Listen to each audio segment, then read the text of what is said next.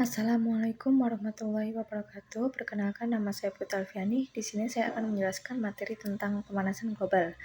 Pemanasan global adalah kejadian meningkatnya suhu rata-rata atmosfer, laut, dan daratan bumi.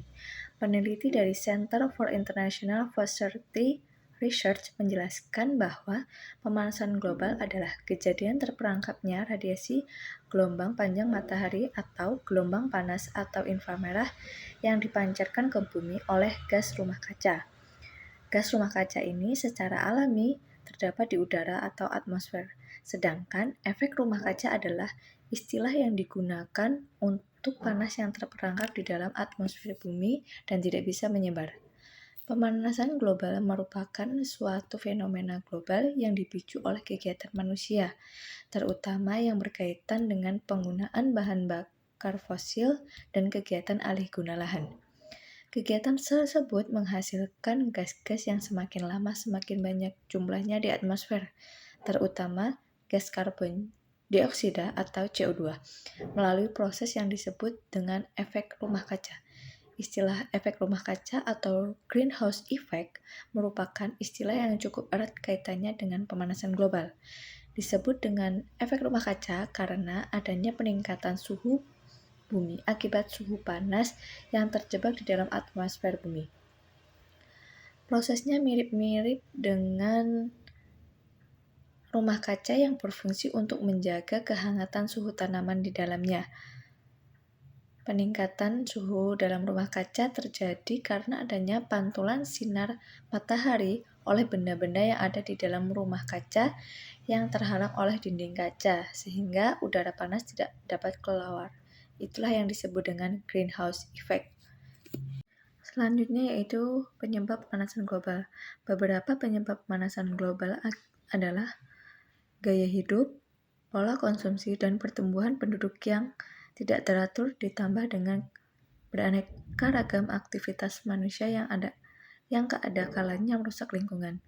Berikut beberapa penyebab dari pemanasan global. Yang pertama yaitu meningkatnya gas rumah kaca, yang kedua yaitu polusi udara akibat pemakaian bahan bakar, yang ketiga yaitu efek rumah kaca sendiri, yang keempat penggunaan CFC secara berlebihan, yang kelima pengundulan hutan, yang keenam polusi metana karena peternakan, pertanian, dan perkebunan, kemudian penggunaan listrik yang boros, kemudian polusi udara akibat industri pabrik, dan yang terakhir itu sampah plastik. Dampak yang ditimbulkan akibat pemanasan global. Pemanasan global akan meningkatkan suhu di permukaan bumi dan dapat menyebabkan berbagai dampak buruk bagi lingkungan dan ekosistem lainnya karena adanya perubahan iklim dunia. Salah satu contoh dampak yang ditimbulkan dari pemanasan global adalah mencairnya glasier dan es di kutub. Pencairan glasier ini akan mengakibatkan naiknya permukaan air laut dan membuat sebagian daerah terendam air laut. Bagi negara kepulauan seperti Indonesia, hal tersebut dapat menyebabkan pulau-pulau kecil tenggelam. Dampak buruk lainnya akibat pemanasan global adalah curah hujan yang tinggi, kegagalan panen, hilangnya terumbu karang, kepunuhan berbagai spesies, hingga penipisan lapisan ozon pada atmosfer bumi.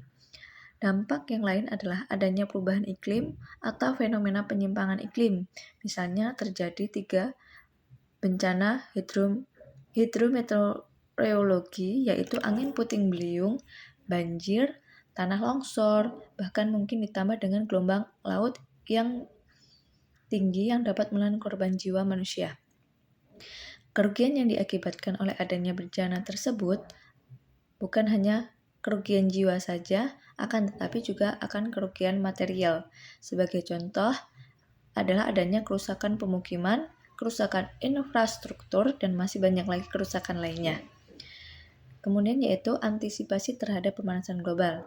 Yang pertama itu mengurangi konsumsi energi, misalnya mematikan lampu jika tidak digunakan, peralatan elektronik yang tidak digunakan tidak dalam posisi standby, dan alat dari sumber listrik dicabut, memanfaatkan sinar matahari untuk penerangan dan juga untuk meringkan cucian pakaian, mengurangi frekuensi penggunaan kendaraan bermotor pribadi.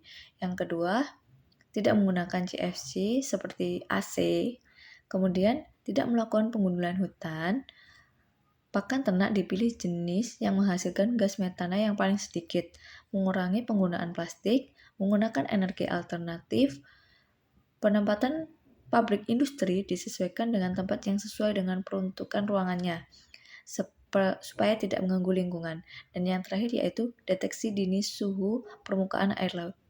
Demikian yang dapat saya sampaikan. Kurang dan lebihnya saya mohon maaf. Saya akhiri. Wassalamualaikum warahmatullahi wabarakatuh.